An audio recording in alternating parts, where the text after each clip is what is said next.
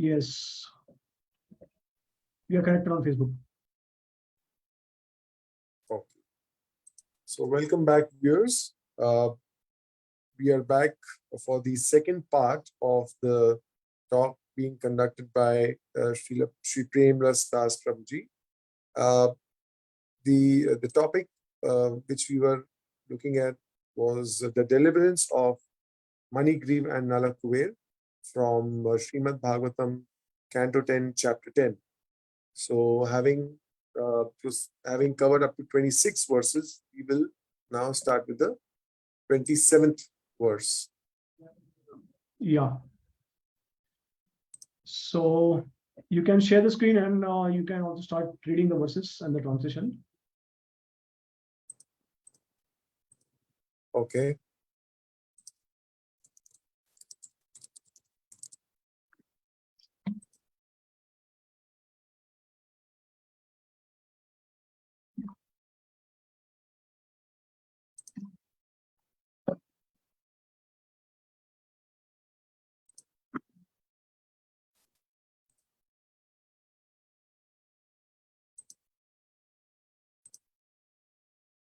Yeah, I have allowed multiple participants to share the screen. Okay. Okay. Right. So verse 27. We'll chant the verse, read the translation, and then Prabhuji will give us the understanding of the verse. So verse 27. Balena nishkar shayatanga. I guess this is in the Brahma Samhita, or the way you said Brahma Samhita. Achha, this is the Brahma Samhita. It's a long verse, no? So okay.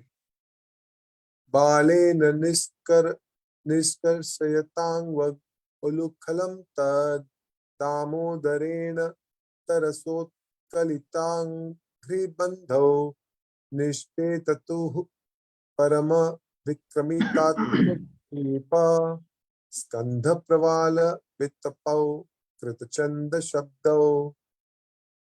Translation. By dragging him behind with great force, the wooden mortar tied to his belly, the boy Krishna uprooted the two trees. By the great strength of the Supreme Person, the two trees, with their trunks, leaves, and branches, trembled severely and fell to the ground with a great crash. yeah. So Srila Sanatana Goswami, he mentions that concerning the Balya Lila, there is non-transgression of Balya Lila by not manifesting strength and so on. So regarding Damodarena, the sweetness relates to the sweet pastime. And this is the first time in this particular verse, if you see, the word Damodar is used. It is not previously used before. So this is the first time Damodar actually is used in this verse. So this is the first time the name Damodar is mentioned in the 10th canto. Further, there is Aishwarya also because of Utkalita, uprooted, and so on. This is, in this way, a manifestation of special godhood is also inferred as before. So there is some demonstration of Aishwarya or opulence also by the Lord in this pastime. Although he is a toddler, but he's also displaying and demonstrating some sort of Aishwarya or opulence. Yeah, so did you notice that this Damodar is used for the first time in the 10th canto? Okay. Yeah, so this is in verse number 27. Before that, you will not see that. In none of the other cantos or chapters anywhere, it has been used so far. Yeah, it seems so, like that, because previously also in the same chapter and in the previous chapter also, this is deliverance of Nalkuver and Manigriva. But in the previous chapter also, where Yashoda is binding Krishna, there also, I don't think we have come across Damodar word. So, and because our Acharya, they are pointing out that this is the first time, so it has to be like that. Okay. So, we'll proceed to the next verse. Yeah. Tatra Shriya Paramaya Kakubha Sfuratnau Siddha Bhupetya Pujayor Ivajata Vedaha Krishnam Pranamya Shidasakhila Lokanatham Baddhanjali Virajasav Idam Uchchatuh Sma. Translation. Thereafter, in that very place where the two Arjuna trees had fallen, two great perfect personalities who appeared like fire personified came out of the two trees, the effulgence of their beauty illuminating all directions. With bowed heads, they offered obeisances to Krishna, and with folded hands, they spoke the following words. Oh yeah, so Sanatana Goswami mentions here that they eminently bowed with the head. Had they offered obeisances by falling like a stick, they would have not seen his beautiful face. Moreover, the name Krishna is used to hint at the action of pulling the motor, among other meanings, because Krishna, it is used in the context of akarshanam. So that from there, the word Krishna is derived.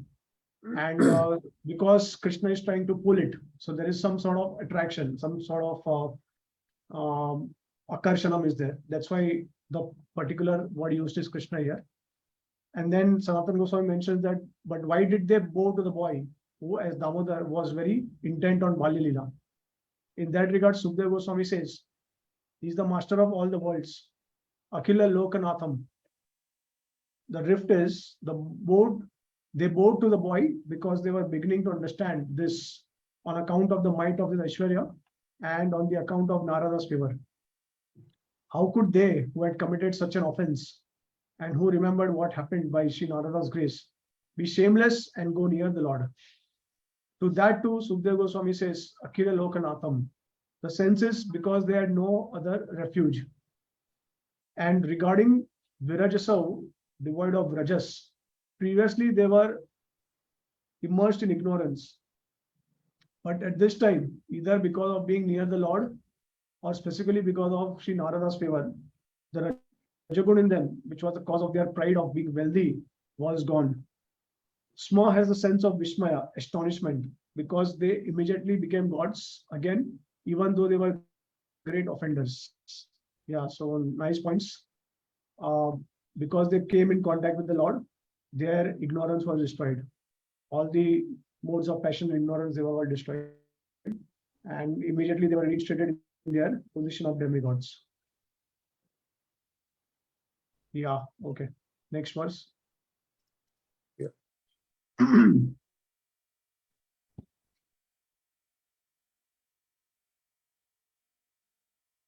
Krishna Krishna Mahayogin Tam Adyah Purushah Paraha Vyaktam Idam Vishwam Rupam Te Brahmana Viduhu. O Lord Krishna, your opulent mysticism is inconceivable. You are the supreme, original person, the cause of all causes, immediate and remote, and you are beyond this material creation. Learned Brahmanas know, on the basis of Vedic statement, that the Shravam Khalva Idam Brahma, that you are everything, and that this cosmic manifestation in its gross and subtle aspects is your form. Okay, so Srila Prabhupada mentions the two demigods, Nalukku and Manigrava, because of their continuing memory, could understand the supremacy of Krishna by the grace of Narad Muni. Now they admitted that we should be delivered by the blessings of Narad Muni, and that is only possible because it was all your plan. Therefore, you are the supreme mystic. Everything past, present, and future is known to you. Your plan was made so nicely that although we stayed here as twin Arjun trees, you have appeared as small boy to deliver us. This was all your inconceivable arrangement. Because you are the supreme person, you can do everything. Srila Sridhar Swami says, in case he were to respond, why do you two gods bow to me? I'm a coward. So they say, oh Krishna, great Yogi, you whose might is inconceivable are not a coward, because but the topmost Purusha, since you are first, that is, you are the cause of everything. And over and above that, you are not just the instrumental cause, but the ingredient cause also. So they praise with this intention. They know that the universe consisting of the coarse and the subtle is a form of yours. And Sanatan Goswami says, although both of us are great offenders, still we are continuously favored by you, and that is certainly appropriate on your part. They speak with this intention. The vocative Krishna signifies, O Parabrahma in a human form. The vocative is repeated either because they felt the topmost bliss or because of the reverential excitement of Prema, or it's because of the nature of the name Krishna, which attracts the tongue. Or the reason is they wanted to draw his attention, given that he was absorbed in his baby pastime of pulling the motor. Mahayogin means, O you whose Aishwarya is inconceivable and endless, you because you are the best of all the gods. And Purusha Purna, you are the Paramatma, or else you are Parameshwar. Therefore, the drift is a mercy like this is certainly proper. Moreover, the Vedantists know all this universe comprised of causes and effects belongs to you, who pervade everything. Alternatively, the Vedantists know Brahman is a manifestation of your might, and the universe is an illusory form of Brahman. So in this way, the idea is, it makes sense that you do us a favor because we are eternally, we eternally belong to you. So Sanatan Goswami explains that, first of all, because of their intense prema or excitement, because they have seen the Lord directly face to face. So in their excitement, they are calling out Krishna a couple of times. I mean, 2 times here. And and Sanatan Goswami also says that because the name of Krishna is so attractive that one wants to keep repeating the name of Krishna. So that's why also they may have called the name of Krishna twice. And in order to draw the attention of Krishna also. So 3 reasons he is giving why the name of Krishna is called twice. And then he's also explaining why the Lord is also called as Mahayogi. And he's also called as the Purusha Purna, like that. And then Jiva Goswami in the Krama Sandarbha, he says that regarding Krishna, the first mention and the repetition are because he is the topmost Swarup and because it is the topmost name. Although in truth you, sir, are the topmost Purush, you are God in person. So Jiva Goswami also gives nice point. He says that the repetition is there because the Lord is actually the topmost Swarup and because it is also the topmost name. So we have the primary names of Krishna and we have the secondary names of Krishna. And amongst the primary names of the Lord, Krishna is actually the topmost name because the Lord as Krishna in Vrindavan is the topmost Swarup of the Lord. So the name Krishna is also the topmost compared to any other names of the Lord. So there are many names of the Lord like Achyuta, Madhava, Govinda, Vasudeva. But then Krishna is actually the supreme amongst all the names. And then compared to Lord Ramchandra's name and compared to Lord Vishnu's name also, we have the names of Krishna as the supreme. And amongst the name of Krishna, among his name, the name of Krishna is the supreme. So that's how Jiva Goswami is explaining that because the Lord is having the topmost Swarup. So this Swarup of the Lord is the highest Tattva. Even in the Bhagwan category, this Swarup is actually the highest category. So that's why they are repeating the name of Krishna. Wonderful explanation. Srila Vishwanath Thakur says that why do you 2 gods bow down to me? A coward boy bound to mortar? Because of this, they say Krishna, Krishna, and so on. The duality is because their utterance was simultaneous. You are the topmost Purush, Bhagwan, and in addition to that, you are primeval. The sense is, therefore, you are a coward boy. Mahayogin means Achinta Prabhav. O you whose might is inconceivable. The gist is, you are our savior. The cause of your binding is not surmisable, which means the world is comprised of causes and effects. They say binding you, the Swarup of all, is possible with what? So all the Acharyas, they do give us a common insight that because Krishna is the topmost Purush, he is the most compassionate. So their expectation of mercy from the Lord is quite natural, and it is also befitting the Lord to bestow mercy on them. So that is common. But here Vishwanath Thakur is given another reason why they called out Krishna simultaneously, is because these are two personalities, Nalkuvera and Manigriva.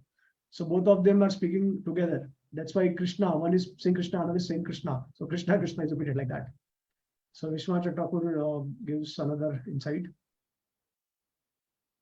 And then Srinath Chakravarti, he says that they know your form, Yashodanandan, is Vyakta Avyaktam, manifest and unmanifest. It is manifest to the devotees in the way it really is, but appears to the non-devotees in a way that is not what it really is. The rift is they don't know the truth about you. So Srinath Chakravarti, he is saying that, as Krishna in the Bhagavad Gita clearly says, ye tamam tam ye tamam prapadaste tam satai bhajami man vartaman vartante manushya partha sarvasa. As you surrender, I reward you accordingly. So here similarly, Srinath Chakravarti says that devotees will see the Lord in his real form, but non-devotees cannot see the Lord in his real form, because the Lord will not reveal himself to them completely, because they don't know the truth about the Lord. And then another commentary, Siddhanta Pradipa, it is mentioned, you are the primal Purusha, Adyam Puranam, the cause of the world, with Vyakta Avyaktam. The two of them say the Lord is both different and non-different from the world.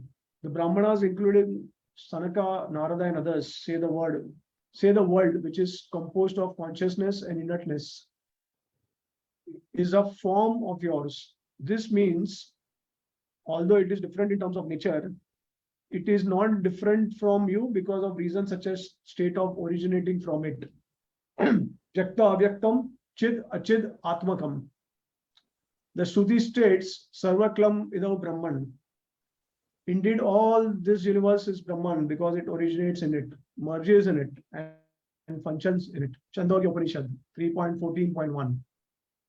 This is a commentary by this commentary called as Siddhanta Pradip. Okay, so all right. Any question or comment? Yes, Prabhuji. You mentioned that Krishna is the topmost name, but also I heard in one of the lectures where Krishna prefers to be called as Govinda. So the name that Krishna, it seems, likes for himself is Govinda. Yeah, I mean, that way Krishna also is called as Sham Sundar, Sham, Ghanisham, Madhav, Keshav. So different names of Krishna are also there.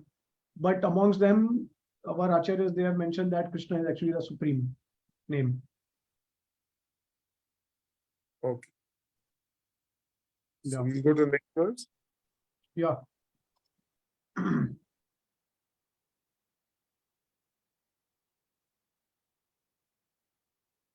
Tvameka sarvabhutanam dehasva atmendriyash.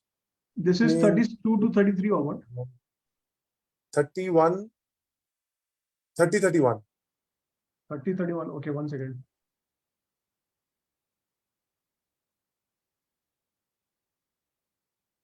Okay, yeah.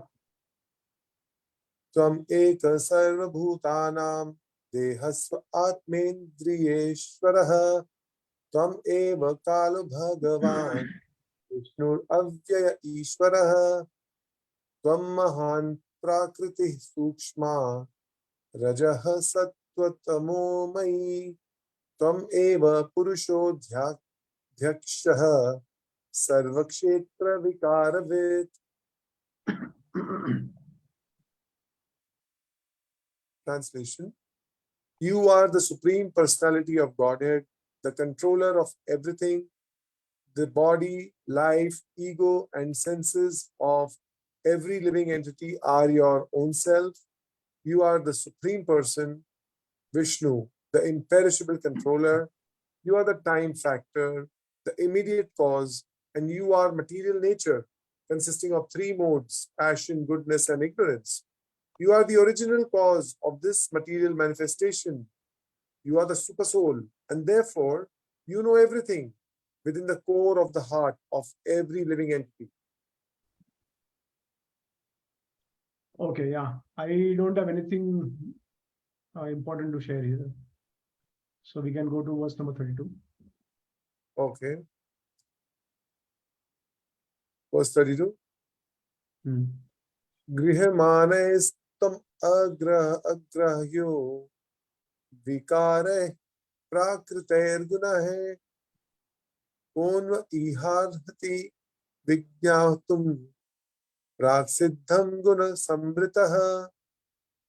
Translation: O Lord, you exist before the creation. Therefore, who trapped by a body of material qualities in this material world can understand you?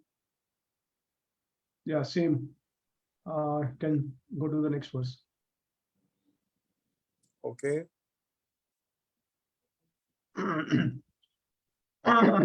Verse 33. तस्मै तुभ्यं भगवते वासुदेवाय वेदसे आत्मद्योत गुणैश्चन्न महिम्ने ब्रह्मणे नमः. Translation: O Lord, whose glories are covered by your own energy, you are the Supreme Personality of Godhead. You are Sankarshana, the origin of creation, and you are Vasudeva, the origin of Chaturvyuha. Because you are everything and are therefore the Supreme Brahman, we simply offer our respectful obeisances unto you. Yeah. So Srila Prabhupada says, instead of trying to understand Krishna in detail, it is better to offer our respectful obeisances unto him. For he is the origin of everything and he is everything. Because we are covered by the material modes of nature, he is very difficult for us to understand unless he reveals himself to us. Therefore, it is better for us to acknowledge that he is everything and offer obeisances unto his lotus feet. So Srila Prabhupada very nicely he has explained that we cannot understand Krishna just by trying to understand through the scriptures or through the knowledge given or shared by others. It is only possible to understand Krishna when he himself reveals himself to us. So when he wants to reveal himself, that time only we can understand Krishna. And that is only possible when we submit ourselves to the Lord. So Prabhupada is recommending here that just like Nalkuvera and Manigriva, they are going down to Krishna and offering obeisances to the Lord. So similarly, just by going down to the Lord, because we submit ourselves to the Lord, and that way we are also indicating that we humble ourselves before the Lord, and we would like to we accept that we cannot fathom the Lord through our intelligence. So that way, then the Lord can reveal himself to us. So there are multiple ways to know the Lord. One way is actually to know the Lord through the scriptures. But the Lord will only be revealed when we serve the Lord with humility and devotion. That's the only way the Lord is actually revealed to us. There is no other way. And part of that humility and devotion is to submit ourselves, which means to bow down before the Lord, to accept that we are inferior to the Lord. So then the Lord will be revealed to us. And Sanatana Goswami mentions that how can the binding with material ropes occur on a belly? That is condensed Satchidananda. The reason is Atmadikta, the ropes are self-effulgent. This means they are a form of Satchidananda. So as previously described also, the rope itself is actually a form of Satchidananda. That's why it can capture the Lord. It can bind the Lord. Because the Lord is full of Satchidananda form, and anything material cannot touch Satchidananda form. That's why the rope has to be Satchidananda. Okay, next. So, Prabhuji, the rope is Radharani's a form of Radharani there, right? Actually, it is a potency of Radharani there. Well, yeah, so there are commentaries from some Acharyas or some Vaishnavas, and they say that this last rope that Yashoda Maya used to tie Krishna has to be the rope of Srimati Radharani, or it should be the personification of Prema of Srimati Radharani. That's how Yashoda Maya was able to tie the Lord. Otherwise, it is not possible to tie the Lord. Generally, the Rasik Vaishnavas, those who are seeing Radharani everywhere, they comment like this in a similar way, because they would like to connect each and every pastime of Lord to the mercy of Srimati Radharani, and to also prove that how Radharani is the ultimate in each and every pastime of the Lord. So they connect everything with context with Srimati Radharani. And that's how they say that this particular last rope was actually the personification of Prema of Radharani. Or it can also mean that it was the same rope that Radharani used to tie Krishna in Goloka. And it is, some other Acharya also says that rather like the last rope, it was not a rope, actually, it was maybe the pallu or the dupatta of Srimati Radharani. And that's how Krishna was mounted, with that last cloth of Srimati Radharani.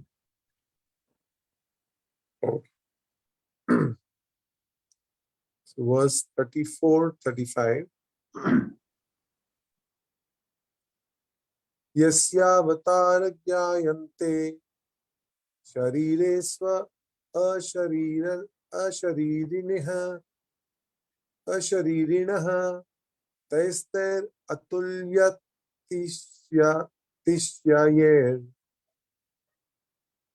virye dehisva asangatahe sabhavan sarvalokasya bhavaya vibhavaya cha avatirnom shabhagena sampratam patir ashisham.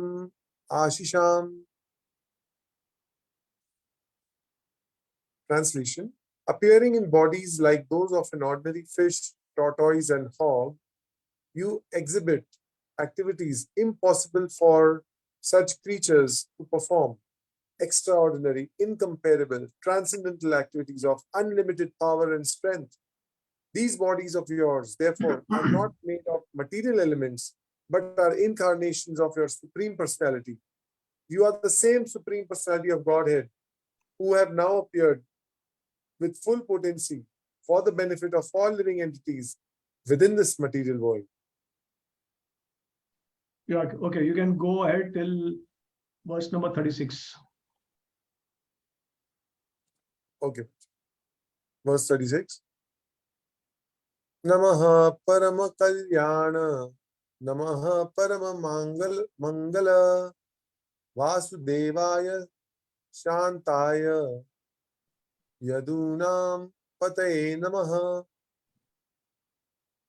Translation: O supremely auspicious, we offer our respectful obeisances unto you, who are the supreme good. O most famous descendant and controller of the Yadu dynasty, O son of Vasudev, O most peaceful, let us offer our obeisances unto your lotus feet.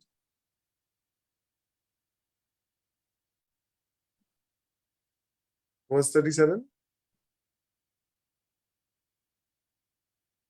Okay. Anujani now bhumams tavanuchara kinkarao darshanam no bhagavata Risherasid Anugrahat. Translation: O Supreme Form, we are always servants of your servants, especially of Narad Muni. Now give us permission to leave for our home. It is by the grace and mercy of Narad Muni that we have been able to see you face to face. Yeah, so Srila Prabhupada comments, unless delivered or blessed by a devotee, one cannot realize that Krishna is the Supreme Personality of Godhead. This is confirmed by Narottam Das Thakur. Chadiya Vaishnava Seva Nistara Paya Chekeba. No one is delivered from the material conception of life unless favored by a Vaishnava. Others can never understand, neither by speculation nor by any other bodily or mental gymnastics. So similar type of comment Prabhupada is giving here also. Sanatana Goswami says, after praising in this way, they considered that in the absence of seasonableness, their situation there near the Lord is inappropriate. And so they asked to go to their own abode. O Almighty, dismiss us. The drift is, to begin with, we never wanted to become trees. As gods, we certainly do not deserve to stay here, the place of your special games. Therefore, we are going home to perform bhajan to you.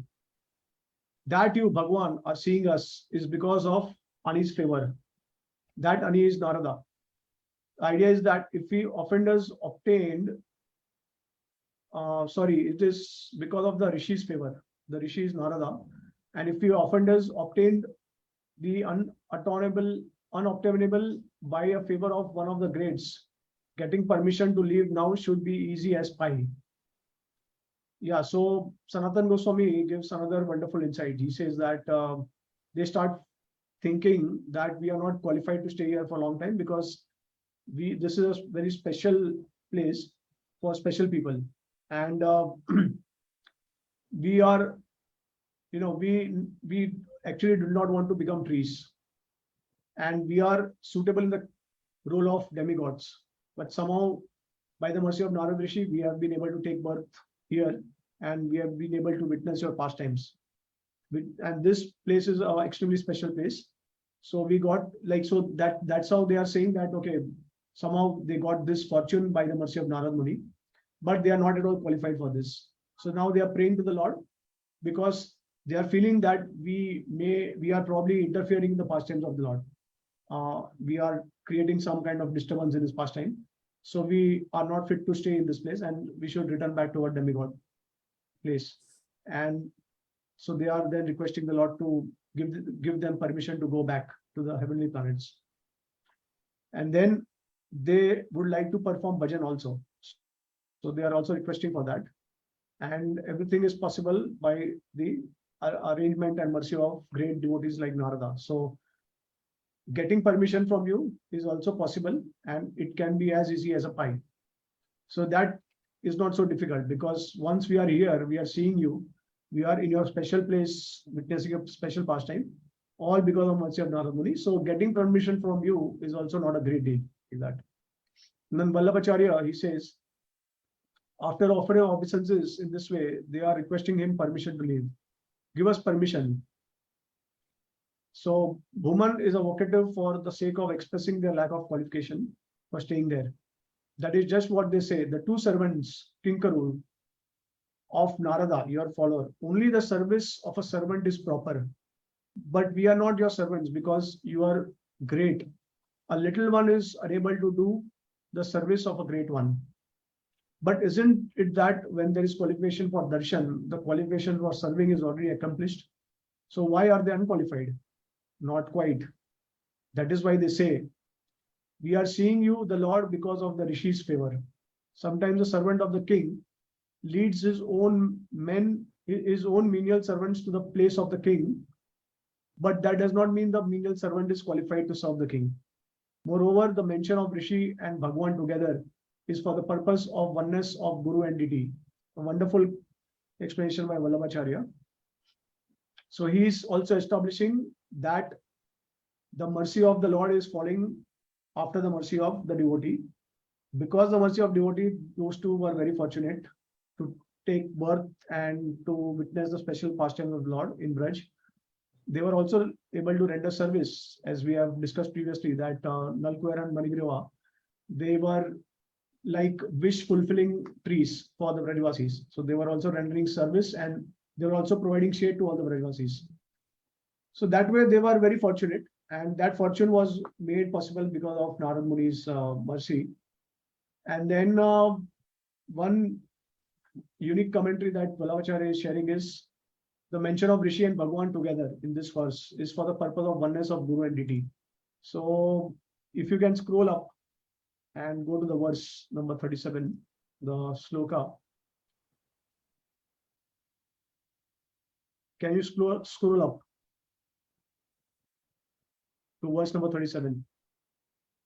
up 37, the same verse that we read. Yeah, here.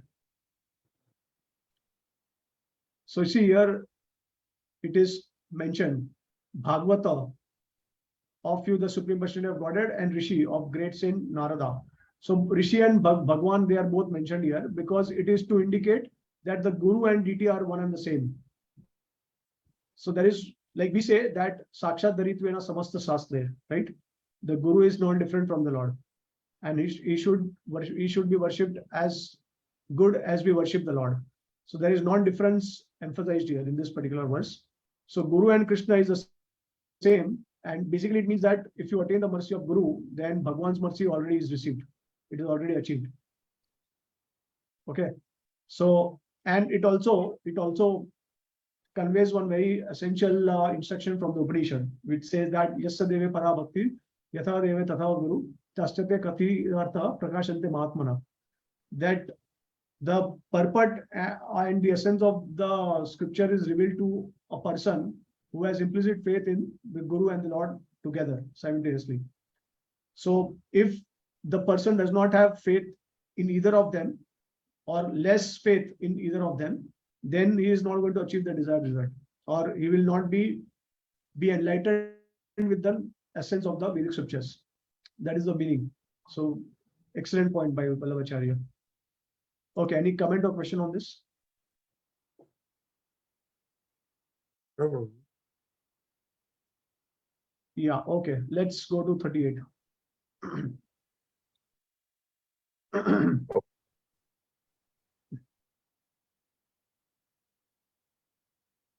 Vani Gunanukathane Shravana Kathayam Hastau Chakarmasu Manastava Padayornaha Smrityam Shirastava Nivasa Jagatam Praname Drishti Satam Darshanetstu Bhavat Tanunam.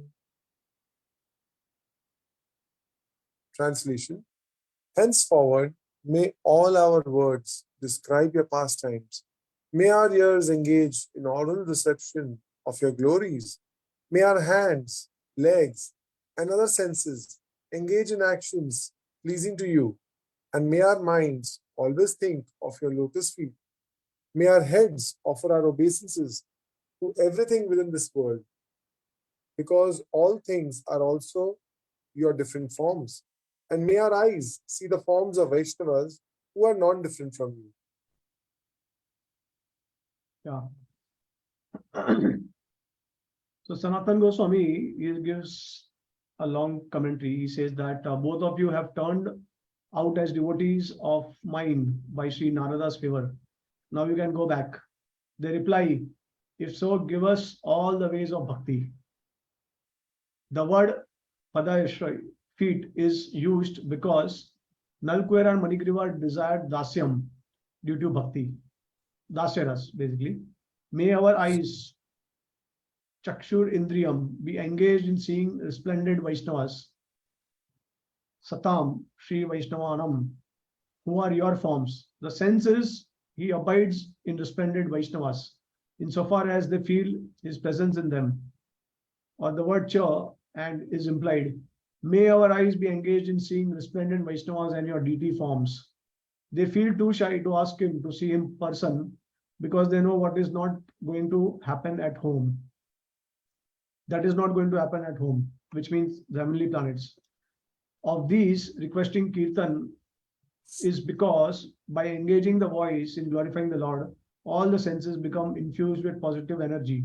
Hence, there is rise of joy in one's daily activities, not to mention that the senses no longer crave for material pleasure. Or the reason they ask for Kirtan is that it is foremost among the methods of bhakti. Kirtan is the king of all the limbs of bhakti. Since the Lord is fond of Kirtan, or the reason they ask for Kirtan is that there is special rasa in Kirtan. They ask for Kirtan at the end because seeing the Kirtan of splendid Vaishnavas is equal to seeing the Lord. And because seeing the Lord face to face is the ultimate result of all types of bhakti. Beautiful. So Sanatan Goswami is glorifying the process of Sankirtan amongst the now Vida limbs of bhakti. Right? And here it is very clear that they are praying for pure devotional service to the Lord. They are not praying for anything else. From this particular verse, it is very clear. So that's why after finishing the responsibility as demigods in the heavenly planets, they become pure devotees and then they go back to Godhead. Yeah. So they are basically praying to the Lord that they can be engaged in using different limbs of bhakti, and specifically they are talking about darshanam, eyes to be engaged in seeing the Vaishnavas and the deity form of the Lord, and also kirtan. So like that. Okay, so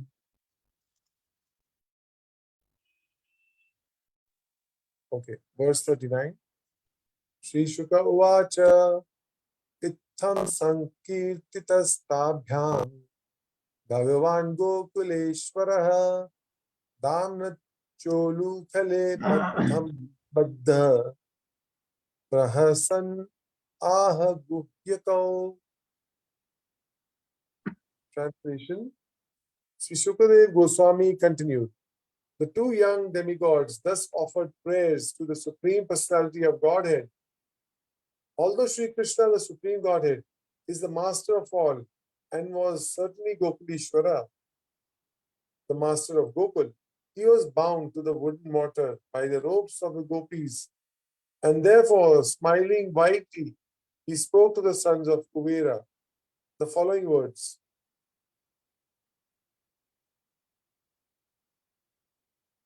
yeah, so Srila Prabhupada states, Krishna was smiling because he was thinking to himself. These two young demigods, they fell from higher planetary system to this planet, and I have delivered them from the bondage of standing for a long time as trees.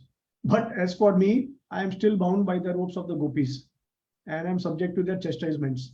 In other words, Krishna submits to being chastised and bound by the gopis because of pure love and affection worthy of being praised by a devotee in so many ways. A beautiful comment by Srila Prabhupada. And then Sanatana Goswami says, it is fitting that he should talk to them since they took birth here. That is because he is only under the control of people of Gokul. So Krishna was eminently smiling because he is eager to have fun in Gokul. Moreover, he is Bhagwan, meaning he reveals his all in all, the essence of his entire godly might. In this way, their uttermost good fortune by the power of Narada's favor is indicated. His smile, however, occurred naturally, or the reason his smile was not fake is because of Narada's amazing compassion at the end of their previous lifetime, or because of thrill of joy on account of praise and so forth, or because of the eagerness to show his bondage with the rope. So Sanatana Goswami, he says that, yeah, it is definitely fitting for the Lord to speak to them because they have taken birth in Vraj.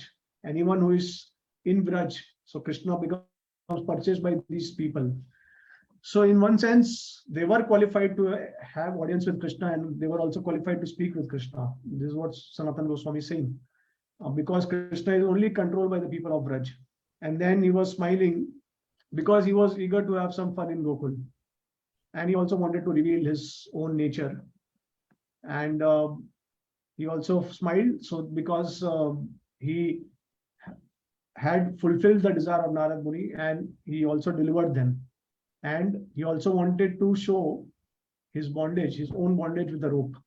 So for all these reasons, he was smiling. Okay. Jiva Goswami, he mentions the reason Krishna had a big smile on his face is he, God in person, Swayam Bhagwan, was addressed Sankirtano, Kirtitao in that way, Itham, that is only in terms of being God. Concerning Damna Ullukale Badau, the sense is he was not just bound. He was bound with a rope and on a motor to boot. The gist is he was smiling because he knew they were too afraid to laugh at the condition he was in. With Gokuleshwar and Bhagwan, Sukhdev hints at this. He's always eager to perform pastimes in Gokul by conforming to the wishes of those who are dear to him. Therefore, Parikshit, you should understand that Gokul is one of its kind. So, Sukhdev Goswami, he's using the word Gokuleshwar and Bhagwan, and then he's indicating Parikshit Maharaj that you should understand now from this particular pastime that Gokul is unique. It is one of its kind, right? Yeah. So Jiva Goswami says that actually both of them, they were afraid of the Lord. So that's why Krishna laughed at them. Yeah, because they thought that we are not qualified and we are demigods. So that was restricting their you know, sense of like relating the Lord in the same way as the Brajvasis are relating with him. So they were afraid. And Vishwanath Thakur, he provides the same commentary as Srila Prabhupada is stating. So basically, what Srila Prabhupada did is he has taken the commentary of Vishwanath Thakur. Okay, next verse.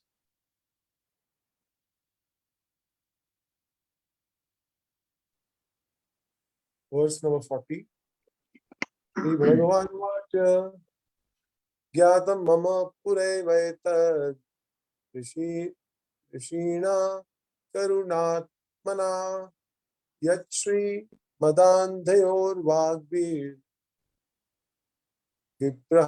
Vipramso Nugraha Kritaha.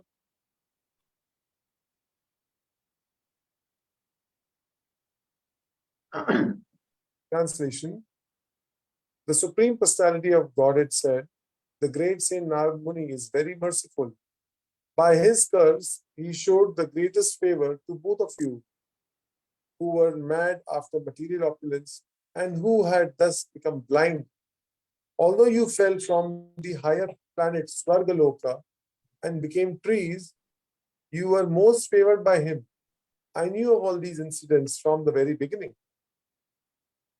Yeah, Srila Prabhupada, he states that it is now confirmed by the Supreme Personality of Godhead that the curse of a devotee is also regarded to be as mercy. And as Krishna, God is all good, a Vaishnava is also all good. Whatever he does is good for everyone. Yeah, so this is the only commentary I wanted to share. Next. Okay. Verse 41. Sadhunam samachittanam sutaram mat-kritatmanam darshanan no bhavet bandha pumshokshnoh savitur yatha. Translation. When one is face to face with the sun, there is no longer darkness for one's eyes. Similarly, when one is face to face with a sadhu, a devotee who is fully determined and surrendered to the Supreme Personality of Godhead, one will no longer be subject to material bondage. Yeah. So Srila Prabhupada says, if by chance one meets a sadhu, a devotee, one's life is immediately successful and one is freed from material bondage. As soon as one sees a sadhu, one naturally becomes free. Nonetheless, persons who are too much offensive, who commit Vaishnava apradhs or offenses to sadhus, will have to take some time before being rectified. This is also indicated herein. Very important point by Srila Prabhupada. So just like if you remember, when we started the chapter where it was, where there was the mention of the offenses committed by the two sons of Kuvera. So they went to the most auspicious and holiest of all the holy places, which is Ganges, and they did commit some sinful activities in the Ganges. Because of that, they actually committed very great offense, right? And then Srila Prabhupada mentions that a lot of people, they go to Ganges and all these holy places in order to get purified themselves. But here is an example of how people go and commit sinful activities on these auspicious holy places. So it all depends on one's mental condition, whether you can get free from sinful reaction or you commit sinful activities in the holy dham or the holy places. So similarly here also, one can attain the mercy of the Lord and his devotees very quickly. One can be promoted, one can advance in spiritual life. But if they commit aparadh to the Vaishnavas, then that will delay their advancement in spiritual life. Their level of sadhana, the level of bhakti will become stagnant. It will not go ahead if they commit aparadhs. And it is also possible one may fall down from their position for the time being and only be reinstated after a long time or after begging forgiveness from the Vaishnava, provided the Vaishnava also forgives them. So this is a very important point by Srila Prabhupada. Then Srila Vishwanath Thakur says, the bondage lasts right until the darshan, or the end of the bondage occurs by the darshan. Like the closure of both eyes, the darkness that was made comes to nil by seeing the sun. Therefore, just as the darkness of the blind does not disappear even by seeing the sun, there is no decrease of the bondage of asuras, whose minds are sullied by various offenses, even by seeing Sri Narada and others. Very relevant example Vishwanath Thakur provides. He says that Srila Prabhupada already explained to us that, the commentary of Srila Prabhupada is in a similar line to that of Vishwanath Thakur. And Vishwanath Thakur is just providing another relevant example that if you are already blind, and even if you see the sun, you will still be in darkness because you will not be able to take help of the sun. So similarly, when you commit offense to the Vaishnavas, you become blind. And in spite of lot of mercy available to us, we will not be able to receive it. So this is only because of offenses to devotees. And then Vallabhacharya says that those whose minds are offered to me, those whose minds' hearts are for my sake, on account of perfection in them of karma, jnana and bhakti, there is no bondage in any way. Tamogun is dispelled by actions, which is karma, Rajagun by knowledge, which is jnana, and Sattvagun by bhakti. Therefore, bondage does not remain in any aspect. So basically, Vallabhacharya is saying that one attains liberation just by performing devotional service to the Lord. So all the modes of material nature, they are destroyed. Tamagun dispelled by actions, Rajagun by knowledge, and Sattvagun by bhakti. Therefore, bondage of any type does not remain in any aspect. So that's another wonderful commentary by Vallabhacharya. Okay, next. Verse 42. Tadgachatam mat paramo nalakuvar sadhanam sanjato mai bhavoya vam ipsita paramo bhavaha. O Nalakuvara and Manigriva, now you may both return home. Since you desire to be always absorbed in my devotional service, your desire to develop love and affection for me will be fulfilled, and now you will never fall from that platform. So Jiva Goswami, he says that thus by the implication that Narad was very satisfied by the way his mercy turned out, it is implied that Krishna too was very satisfied. The Lord did not directly say that because he is an ocean of topmost virtues, including modesty. Sridhar Swami and Srila Vishwanath Thakur, they have the same comment, and they say that he talks by addressing only one of them, the best of the two, O Nalakuvera. So here in the verse, if you see, Krishna is only addressing Nalakuvera. See, Nalakuvara Sadhanam. So he's not mentioning Manigriva. So Sridhar Swami and Vishwanath Thakur, they say that Krishna is addressing only one of them and the best of them, Nalakuvara. Yeah, okay. Next, I think this is the last one. Yeah, but Prabhuji, in translation, Nalakuvara and Manigriva, both are given by Srila Prabhupada. Yeah. All words it is Nalakuvara. So is there anything to it? Yeah, so actually, see, that's why Acharyas are giving clarification that the Lord is only calling out Nalakuvera.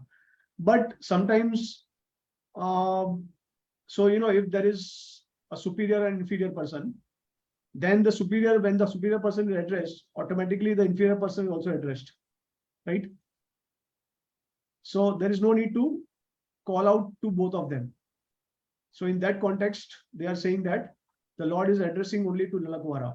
But Prabhupada in the translation is mentioning that he is speaking to both of them, which is also true. He is addressing both of them, but he's only taking name of Nalakuvera, like that, who is the superior one or the best of both of them. Okay. Verse 43. Sri Shuka Uvacha Iti Yuktau Tau Parikramya Pranamya Cha Punah Punaha Baddhalukhalam Amantraya Jagmatur Disham Uttaram. Sukadeva Goswami said, the Supreme Personality of Godhead, having spoken to the two demigods in this way, they circumambulated the Lord, who was bound to the wooden mortar, and offered obeisances unto him. After taking the permission of Lord Krishna, they returned to their respective homes. Yeah, so with this, we have finished this chapter, and we will conclude with the commentaries of Sanatana Goswami, Jiva Goswami, Acharya. So Sanatana Goswami mentioned the reason for, see, it is mentioned Puna Puna Pranamya, right? The reason for repeatedly circumambulating and offering obeisances is Baddha Ulu Kalam, him on whom the mortar is bound. They were unable to relinquish him due to predominance of bhakti by seeing the bewildering pastime of the binding of the mortar on the belly.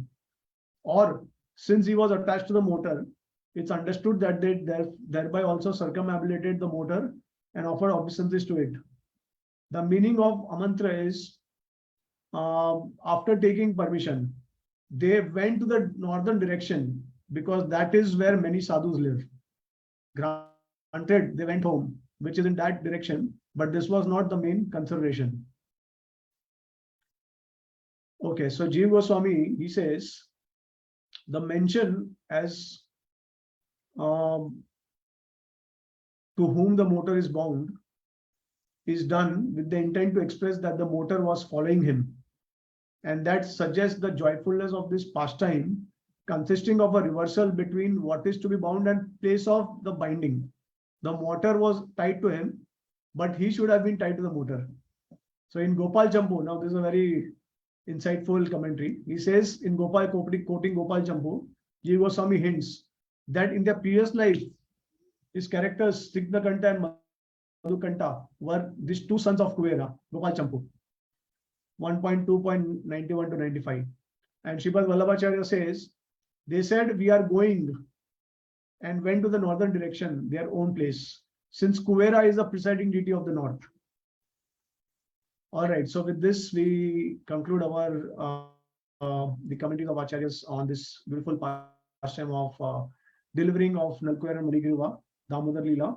In this chapter only we understand that the Lord is for the first time he is called as Damodar. And just like he has delivered the two sons of Kuvera, similarly, we also pray to the Lord that he can also deliver us our pride mentality, and that can be delivered by the mercy of the Lord. So from this chapter, plus we also can clearly understand that we should definitely take shelter of some devotees, because through the devotees the Lord is very easily quickly pleased with us, and through the devotees the Lord also bestows a special type of bhakti, or a special unique type of bhakti, the topmost type of bhakti, which is only possible through the grace of the devotees. And because of the grace of a devotee, we were they were able to reside in Braj. So like that, we also will be able to reside in Braj, and will be witness to the special pastimes of the Lord in our own specific rasa with the Lord that we desire in the spiritual world. So here, Sanatan, I think it was Sanatan Goswami who says that Nalkuvera and Manigriva, they desired to have dasya with the Lord. So basically, it seems that they were in dasya ras with the Lord. Yeah, so similarly, we also attain some ras with the Lord, and all these pastimes, they are representing some anarthas that the sadhakas have, and the Lord is destroying the anarthas. So Bhaktivinoda Thakur also says that the beginning chapters of Krishna Lila, these are all very important for sadhakas because they are representative of different types of anarthas. So in some chapter, Krishna is killing Trinivarta. I mean, in one of his Lila is killing Trinivarta, is killing Putna, is killing Bakasur, Narkasur, in Narkasur, that's in Dwarka Lila, but in Vraj Lila, Krishna is killing all the demons, Dhenukasur, Pralambasur, then he's also curbing the pride of Brahma and all. So these are all the conditionings of a sadhaka. Actually, these are all personalities who are representing the sadhakas, because the sadhakas are facing all these obstacles. They are the ones who are struggled with all these different types of anarthas, and the sadhakas are the one who are actually committing offenses to the Vaishnavas. So all these pastimes of the Lord, they are actually orchestrating different categories of anarthas and how the Lord is killing those anarthas. So we should also purify ourselves, our hearts, by going through narrating all these pastimes in the association of devotees and seeking the mercy of the Lord. In the same way, he has killed all the demons. Similarly, he should also kill the demons of lust, envy, anger, greed, pride in our hearts. So then we can enter into our relationship with the Lord in a specific rasa. So then we can take shelter of the Lord and the devotees and the Vrajvasis, and we can. That's why Narottam Das Thakur also says that first let's get attached to Lord Chaitanya. Let's try to get attachment to Lord Chaitanya. Then, because of Mahaprabhu's mercy, Nityananda Prabhu will glance at us, because Nityananda Prabhu will be extremely pleased. A sadhaka is getting attached to Lord Chaitanya. So he will be very happy. Nityananda Prabhu will glance on us, and through the glance of Nityananda Prabhu, our material contamination will be destroyed, because he is the Adi Guru, he is the original Guru, he is Balram. So he will destroy, the Guru destroys the anarthas, the Guru will destroy all the obstacles on the path of bhakti. And through that, because of that, we strive to become qualified to enter Vraj. And only because we try to take shelter of the Goswamis. So after clearing off the anarthas, we take shelter of the Goswamis. Only by Goswami's mercy, we will be able to enter Vrindavan. So after destroying material contamination, Nityananda Prabhu's glance, then we are able to take shelter of the Goswamis. And then the Goswamis will train us in Krishna Lila, and they will give us entrance into Krishna Lila. So it's a scientific process. That's how it works. So basically the point is, Gaurnitai eva kevalam, kalau nasti eva gatir anyatha. This is very important to understand. Whatever commentaries we are relishing, whatever commentaries have been helpful to us, instructive to us, these are all coming from Gaudiya Vaishnava Acharyas, most of them. Like some of them, they are from outside Gaudiya Vaishnavas, but most of the commentaries that we have gone through, they are coming from Gaudiya Vaishnava Acharyas. And Gaudiya Vaishnava Acharyas, specifically, they are trained by Chaitanya Mahaprabhu. So whatever Lila, whatever lessons we have been able to learn, whatever Siddhant we have been able to learn, it is only because of the mercy of Chaitanya Mahaprabhu through the Goswamis, through the Acharyas. That's how we are able to learn Krishna Lila, understand and appreciate. So yeah, so this is so important. All these pastimes, they will help us to purify, and especially then we'll be able to take shelter of the Goswamis and serve Radha and Krishna in our own specific rasa with the Lord. So these are some of the insights by the Acharyas. And I also wanted to share, if there is some time, maybe 15 minutes, then there is also commentary by Kavi Karnapur. We can just go through it if you have time. Yes, Prabhu. Okay, you have any question or comment till now? No, it's okay, Prabhu. Okay, one second.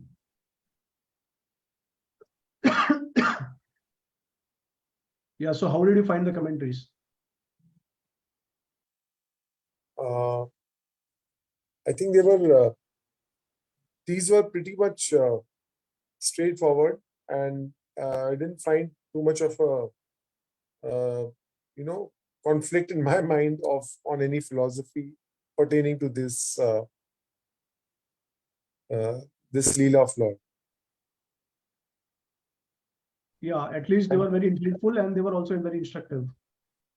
Yeah, very instructive. And whatever little doubt there was, I think you clarified that very well. So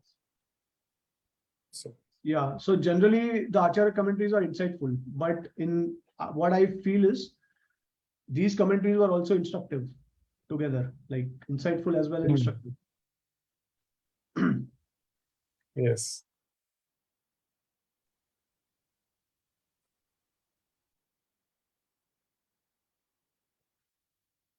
Okay, 1 second.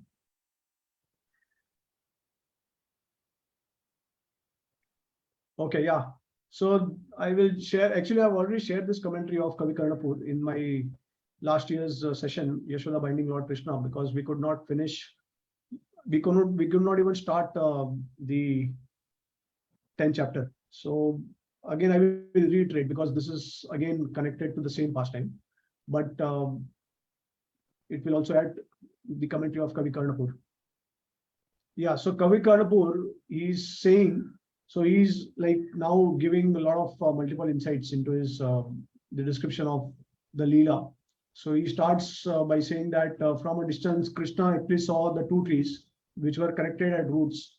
And this analogy is similar to a student who can understand that Prakriti and Purusha originates from one source.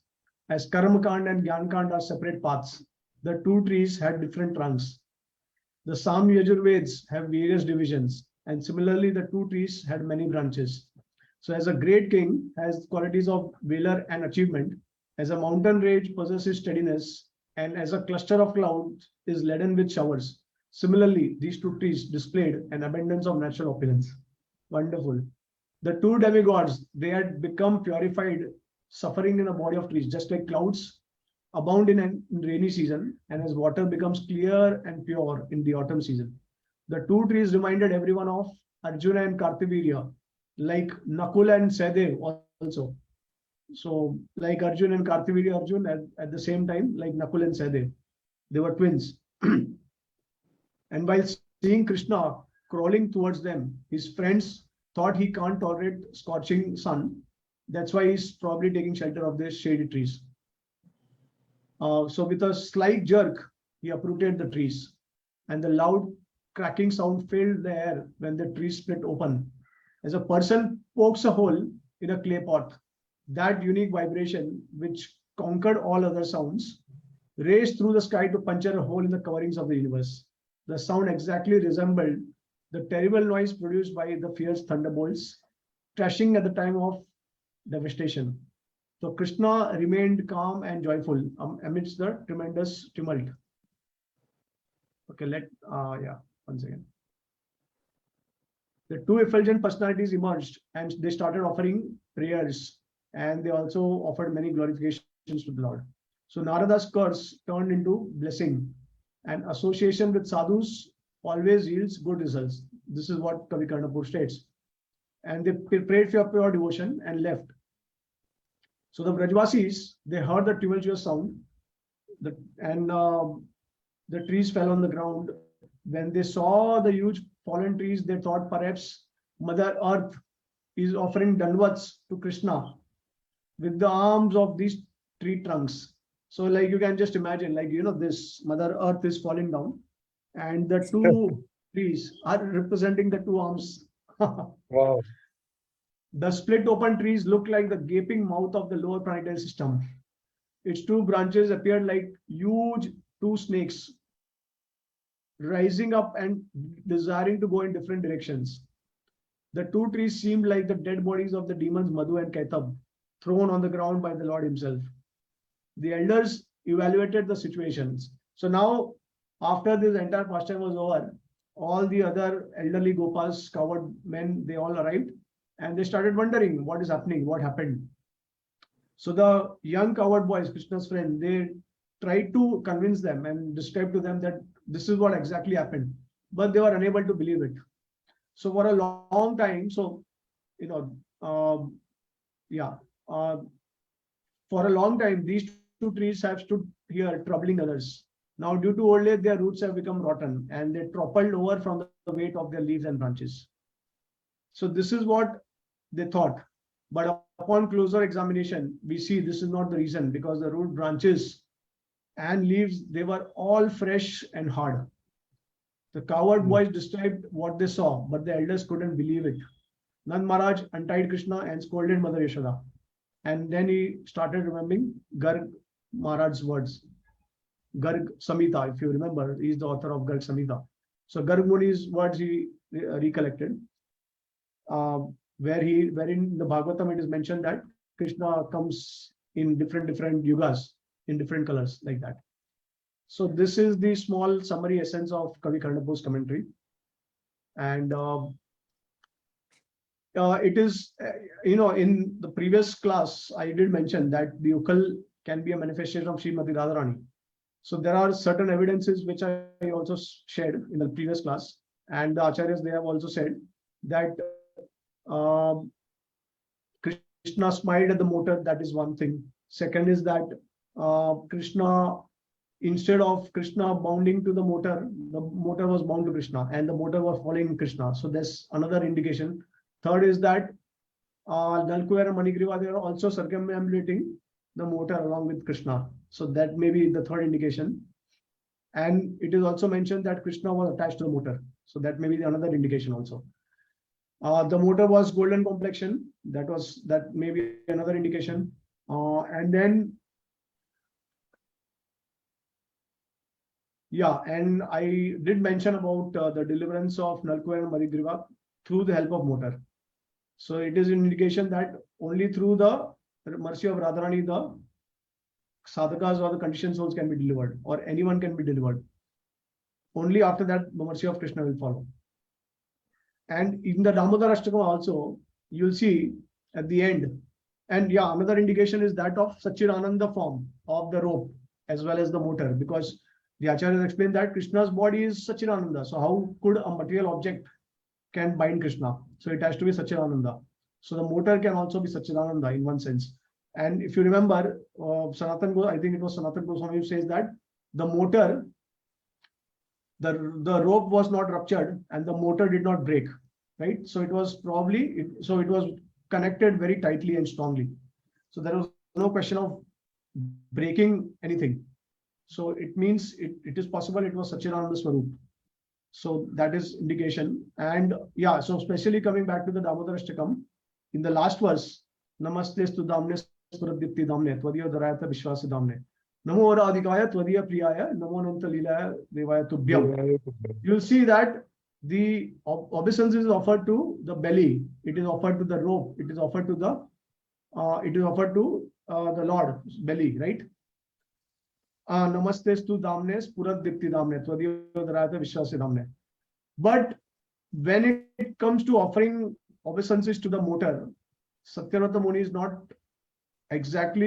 not directly saying that I offer my obeisances to the motor, but he's saying Namaste stu damne Spuradipti damne Tvadiya Dharayata Vishwasa damne Namo Radhikaya Tvadiya Priyaya. So that may be also another indication how that Radhika is directly referred here instead of the motor. So maybe it is possible Satyavrata Muni is also seeing Radharani along with the Lord, and he is offering obeisances to Radharani, but no one is able to understand that because his mood of praying to Radharani is that for mercy of the Lord. So because we know that Krishna is always with Radharani, he is never separate from Radharani. So that way, and then obviously the entire pastime of binding Krishna with the motor is also indicative of binding Radharani and Krishna together, and that is the desire of Mother Yashoda. So these are some of the indications. It is possible, it may be possible, like that. Yeah. Okay. So any final comments or questions?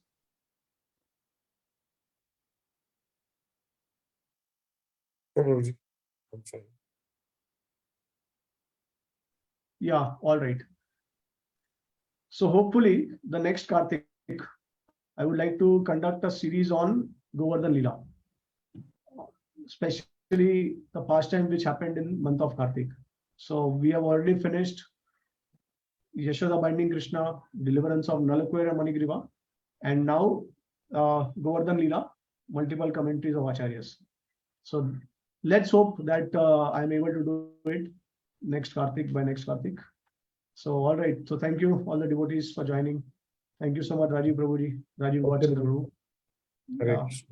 Thank you. Hare Thank you.